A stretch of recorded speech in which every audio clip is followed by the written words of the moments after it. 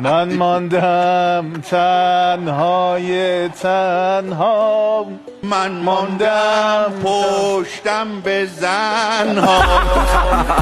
که خیلی هم عذرخواهی میکنم، واقعا عذرخواهی میکنم. میخوایم یه خانواده درست کنیم. عذرخواهی ما دارم آروم عذرخواهی. بیا اینجا، بیا اینجا. من نمیدونم تو چرا اینقدر علاقه‌مندی هی میری اونوری. با خودم هم نمیفهمم. اینور تمام شد. فکر کن مثلا سر یه دوراهی هستی، خب این ور برگردی محسن کیایی و علی میرمیرانی میبینی، خب او ور برگردی نه یه کسای دیگه میبینی. خودت سر این دوراهی منصفانه چی کار میکنی؟ میخوام از کتابایی که خوندین یه خانواده بسازیم. بله.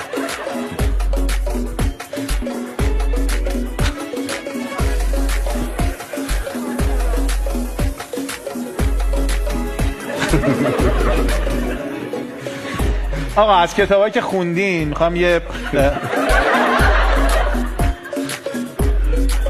وسوسه میشم.